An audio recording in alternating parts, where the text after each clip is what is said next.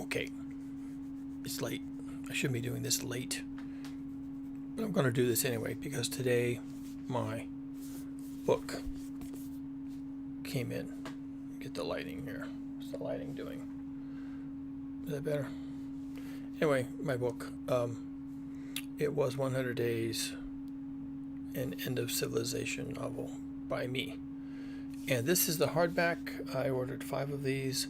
As an author, I get a discount, so I just grabbed a bunch. I also ordered the paperback. This turned out really nice. I'm really happy with it. The image, this is and it continues on the back. It's the same image, it just kind of continues on the back. It's something I grabbed off of AI for one of the videos I did on here where I was talking about oil or something similar. I can't even remember, but I had the image laying around and I thought, oh, wait a second, I've got an image. So I just slammed it on the cover. This is Amazon's print-on-demand service, and it's a little bit technical to set it up, but they do the whole thing. You see, it's got this. I'm sorry, the camera's so crappy. It's got the right spine. It's got the spine and all the stuff on the back, including a picture of yours truly, and I'm pretty impressed with it. This is the hardback, and it seems to be really well put together. I'm fairly pleased. I went with cream paper. You can't really see it on here. It's not white. It's off white. Right? It's cream, and the interior is set in. This doesn't do anything good, right? What are we looking at here? Anyway, it's done in 11-point Palatino. Quite readable. It's not large print, but this is perfectly readable. I don't even have my right eyewear on, and I could read this. This is really comfortable. It turned out to be, how many pages was it? 400 something? 291. I think the Kindle version is 490 because their formatting is different. They have for ebook, they have a very set format. It's set for this. Why is this so blurry? Let me see if I can get this to focus again. Oh, it's just messed up. Because of what I was doing with the book, I messed it up. I'm going to try and get this to focus. That's much better. Holding up the book, got it confused. The ebook format is 490 something pages because the ebook reading area is really tiny, like a pocketbook. You know, the old paperback pocketbooks were like 5 by 6. You could stick them in a pocket. So these much larger formats, and as far as I know, the paperback will be. I built it. You think I would remember, but I think it's the same size, so it'll be the same number of pages. It's just that the binding is, of course, less expensive. So that's the book, and I'm really happy. I'm now a published author. Wow. I mean, how do I feel about that? Well, first of all, I'm really happy with how the book turned out.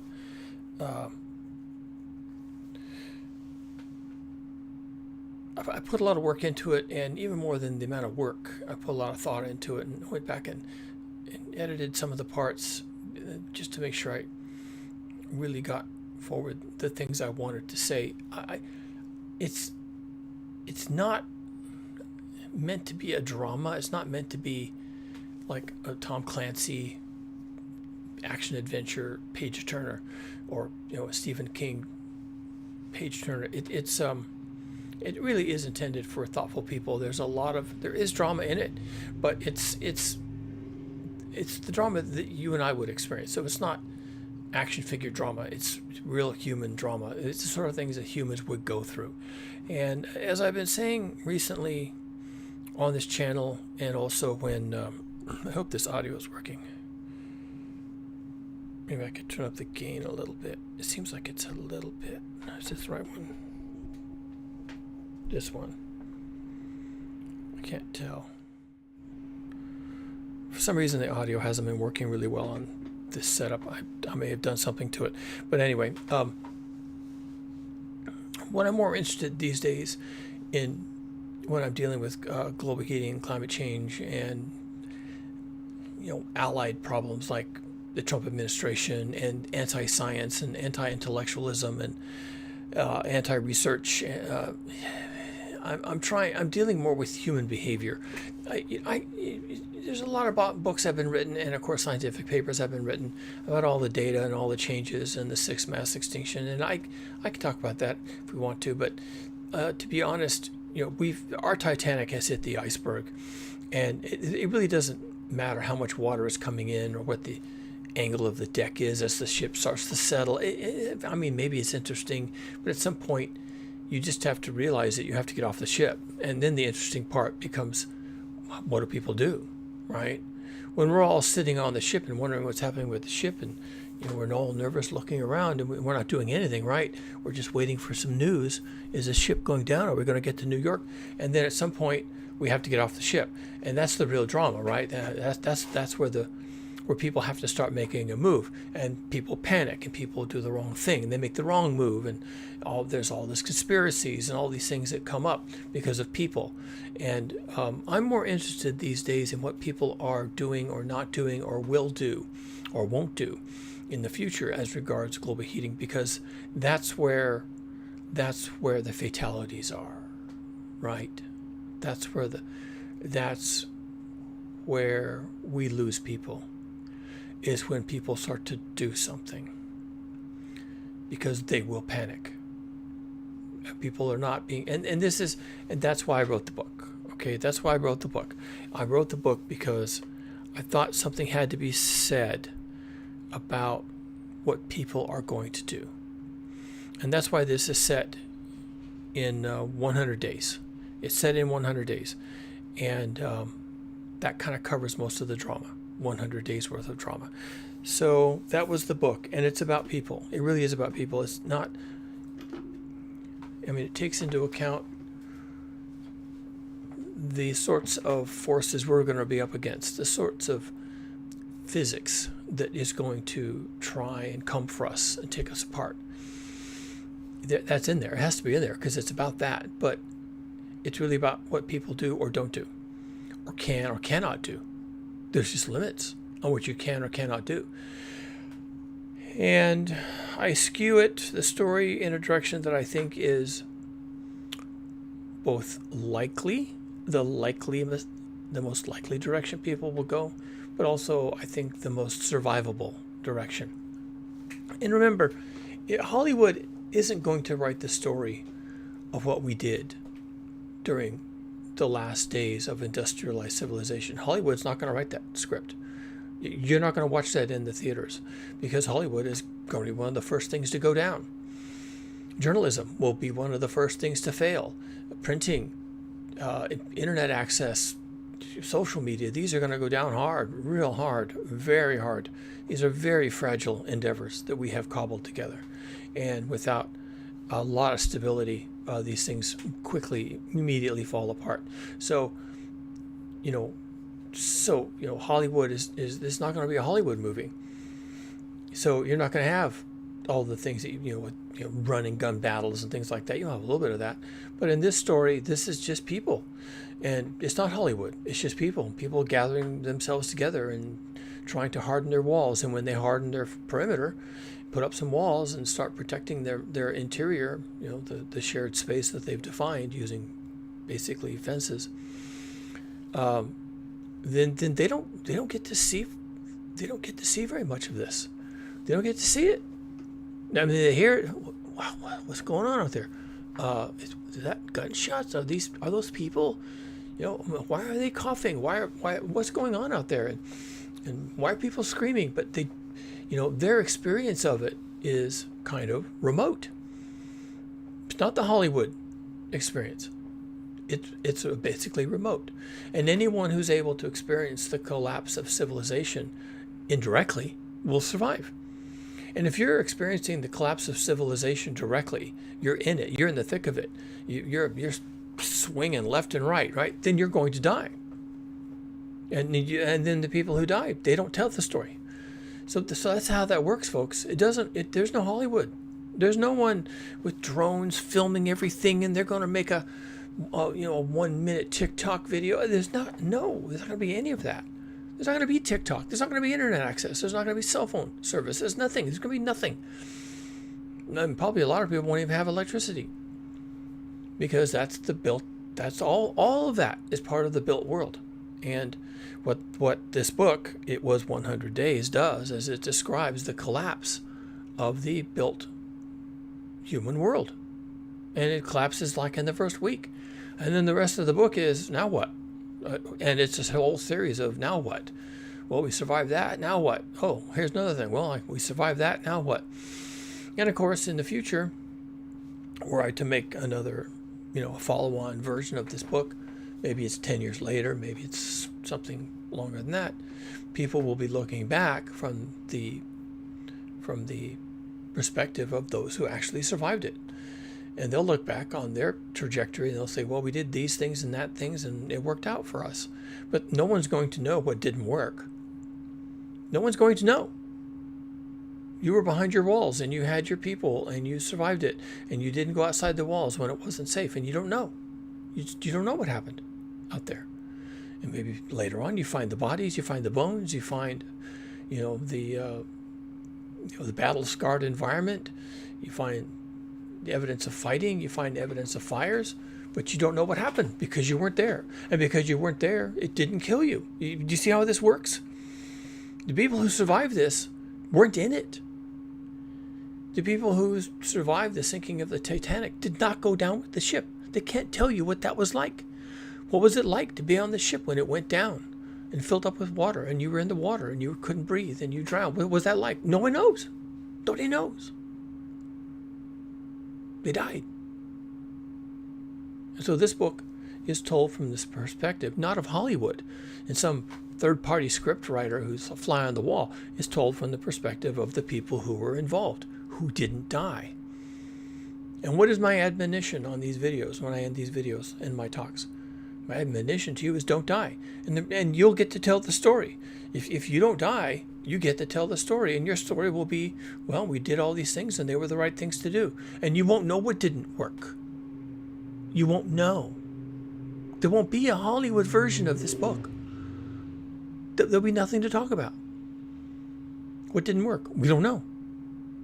Why don't you? Because we were behind our walls and we didn't go out. We didn't go out there. We just stayed here and we grew our gardens and we picked our crops and we raised our children and we didn't go out. We just stayed inside our walls. And if someone came and they tried to knock our walls down, we didn't interact with them. And when they went away, we fixed our walls. We don't even know who it was. We never saw them. They banged down our walls and they didn't knock them down. And the next day they were gone. Where'd they come from? Where'd they go? We don't know. We didn't see them. That's how that story goes. So this book is about those people. So this is not a Hollywood book with a God's eye view of the destruction of the world.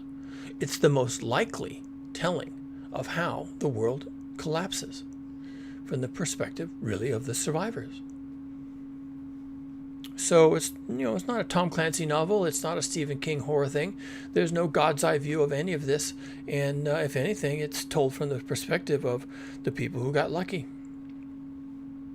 So that's my book. It was 100 days. Oh, I wanted to show you one more thing. It doesn't really matter, but I'll show you anyway. Oh, that's not it. That's me. This one. Okay. This is the Amazon page, just so you recognize it. And this, I had to put it up. And Amazon has all the tools to help you do this. It is a bit technical. You have to be really... I did some publishing. I did some desktop publishing back in the days, Adobe, PageMaker, and things like that. So I didn't have any trouble at all when it came time to format this thing for print, and I had no difficulties at all. So these are the prices. If you've got Kindle, Unlimited? Yeah, then you can get the book for free on Kindle or any other e-reader, by the way. You don't have to have a Kindle device. You can have a reader on your phone. Phone. Yeah, phone works. And also, I wouldn't try to read a book on a phone, but if you wanted to do it on a laptop computer or a desktop computer, you can certainly do that. And if you have Kindle Unlimited, otherwise it's $2.99. So the ebook version, of course, they don't have to print it, they don't have to ship it, so they cost $2.99. And all these prices, by the way, these are all minimums. These are the minimum prices that Amazon will allow, if you're going to use their platform to publish your book. They charge for the hardcover is $25.99, and the paperback is, what is it, $12.99. They charge for printing, and they charge for shipping, and then any profit, I get a royalty, and they get the rest.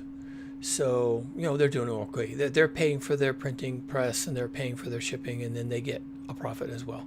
So these prices are meant to cover all that stuff. The printing is not really expensive. I think the printing cost for the paperback is like $7. I get to see these things. And the printing for the paperback is, I want to say, 10 or 11. Yeah, something like that. So it's a little more, as you can expect.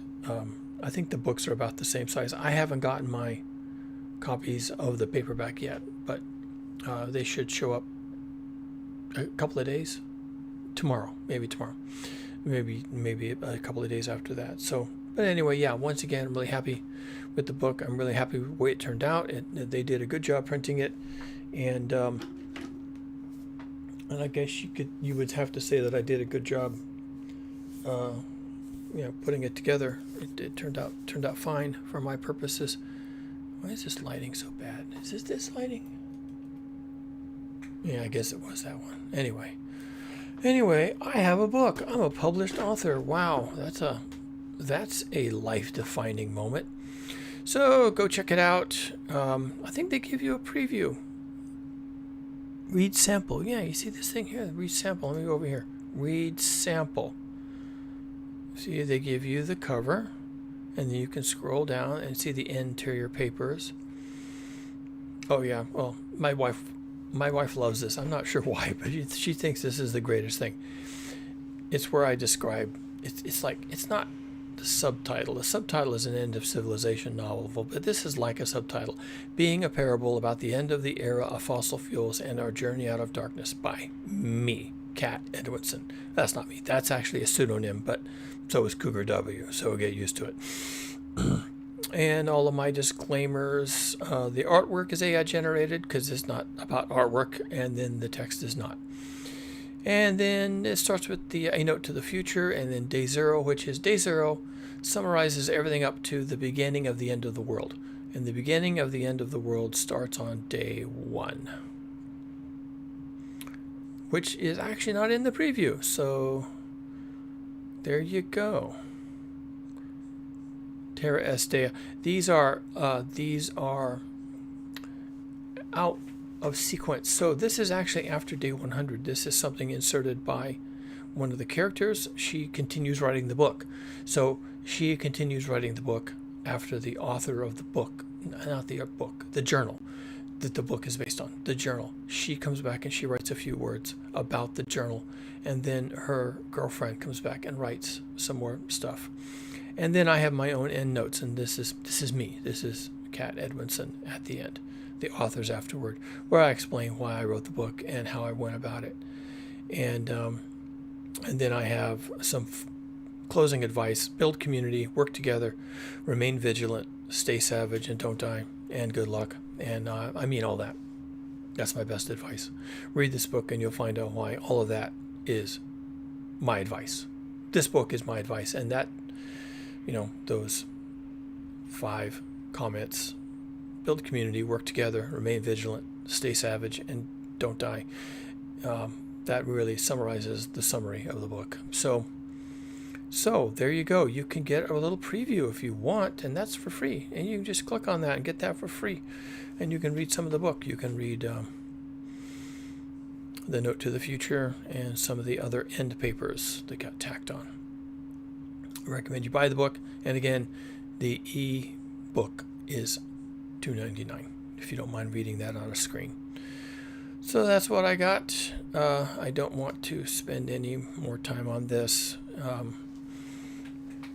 I kept saying I was going to read chapters to you, and I just had other things to do, and I'm sorry I spaced out. However, my wife is all over my case to do a audio version. And the problem with doing an audio version is I don't have an audio studio. Yeah, you read. People interrupt me all the time. My wife knocks on the window when she comes home. Phones ring. Air conditioners running. So I need a studio, and when I finish my basement, I'll probably use that for a studio, and I'll do an audiobook. And then when I do an audiobook, I'll have probably, 5 parts. This is a fairly thick book.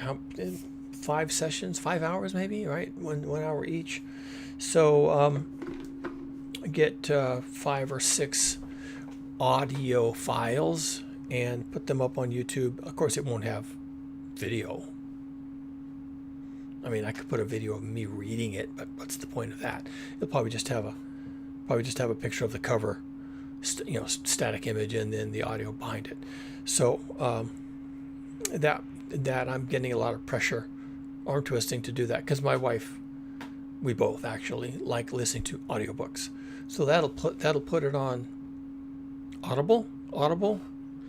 That's also an Amazon product, and probably if they can figure out how to do it, put it up on Libby, which is like Audible for public libraries. There's still a waiting list for how many people can read something out of the public library, just like checking out a book. It's like there's one copy and you have to take turns reading it. So it's just like a regular book in a regular library, except it's an audiobook and it's offered by Libby. So that's free. If you have a library account, then you can also get Libby through your library. And it's an app. You install it on your phone. And then the whole point, of course, is that now you're listening to an audiobook. So it will be free on Libby if I ever get it up there, figure out how to do that and accept it. I don't know what their vetting process is. And then it should be up on Audible. But like with ebook or anything else, you have to pay. You have to have an Audible account. And of course, a lot of people do. So if you have an Audible account, you can make this one of your monthly selections, or buy it for your own purposes or whatever. And remember, I do get a royalty. It's not much. It's a few dollars or something. So again, if you want to support my work and you want to have a nice book, it's a nice looking book. It's really easy to read. Reasonably large print, and it seems to be well constructed as books go. I mean, I'm really happy with how the hardback turned out, and I really have no complaints. I can't say anything about this. I mean, I don't know how long it'll last. Maybe after a lot of people reading it, the pages will start to fall out or something. Who the heck knows? But anyway, yeah, I'm real stoked, really happy with it, happy with how it turned out as a product, and happy to have it done. And now maybe I can move on to something else. Good heavens, that's finally done. Check out the book if you will. Read the free pages that they give you at Amazon. And I'll be back on here if there's any changes. Like, for example, I get an audiobook up. And then there's that. So that's all I had to say today. Have a good night. It's late for me. I'm supposed to be going to bed, but I wanted to get this out of the way because I'm really going to be really busy tomorrow, so I won't have time tomorrow to do it. There you go. Don't die. We all got a lot of work to do.